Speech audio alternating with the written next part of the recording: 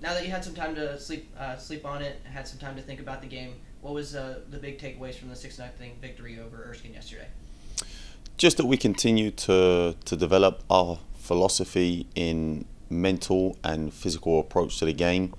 The more we play together in actual games and training, we just build more chemistry, and the girls learn, what each other are good at, what their weaknesses are, and so we can really try and push our strengths.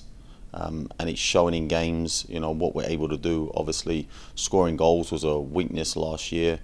I recruited heavy to be able to have players that were creative in the attacking third, and we really seemed to have good chemistry and move the ball and confidence.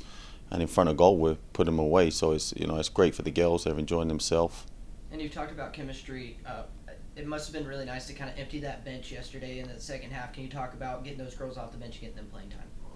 Yeah, it's always great when you can get everyone to play. Look, everyone's here, they want to play, but it's a team, and you're trying to win games, so it's not possible all the time. So to be able to play a game against a good Division Two team, and everyone gets to play and valuable minutes, it's important because as the season goes on, we're going to need everyone. So I want them to feel what a game is like and be on the field and play with different players, because I don't just try and have two groups. I want to integrate everyone to where everyone's comfortable playing with each other. So the more the season goes on, it's going to be extremely important that we rely on these players. So having those minutes will come in handy moving forward. And then talking about Anna specifically, she had a 4 goal game yesterday. She broke the single game school record in goals scored in points. Can you talk about her performance and what she's been doing, because she's scored in both games so far this year? Anna deserves it. I can't explain the amount of work that she put in last year for the team, and she wasn't rewarded, in any way, but apart from knowing how much I appreciate the work that she done and her teammates appreciated. But she didn't get it in stats, and she didn't get it in goals, and she didn't get it in assists, she didn't get it in awards.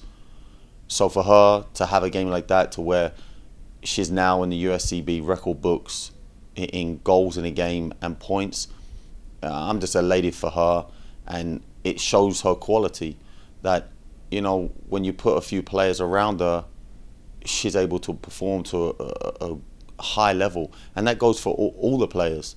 No one, if you're a good player and you don't have players around you to support you and on the same wavelength and IQ with your movement and understanding, and also your technical ability to be able to retain possession and move the ball, you're going to struggle. It's going to be hard. So, fortunately, we've put the pieces in place, and Anna's able to flourish and really enjoy and showcase her ability, which, I'm ecstatic for her and extremely happy that she gets to have these moments in her senior year. And then to wrap it up, in the midst of a 3 game road swing, can you talk about the mental toughness the girls need to have going to Georgia Southwestern, followed by Commerce in the next couple weeks? Can you talk about the mental toughness the girls have to have with these next 2 road games? This is college soccer, so we have to play away. We're the northernmost team in our conference, so we travel to Miami 3 times. We better get used to traveling, because that's just part of our conference. So the journeys are not too far. It's far enough to where we get used to traveling, and we get off the bus and we can play. So we've done a great job yesterday, and it wasn't just the journey. We was held up for near 2 hours from kick off. So it was a great learning experience for them, that we came out literally to warm up, and we had to walk off the field, go back in the change room for another hour and a half. All those experiences helps us grow, into being able to deal with different experiences. Things just pop up. You got to deal with them. It's the same on the field. When things happen, you've got to adapt.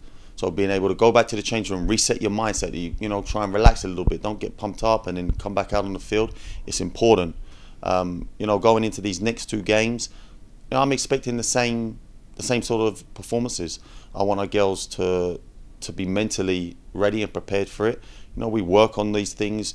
We're going to get on the bus. It's not about getting too excited. We're going to play a game. I want them to enjoy it, but it's about going there, getting the job done, and moving forward, and continue to build on momentum and positivity and confidence moving forward.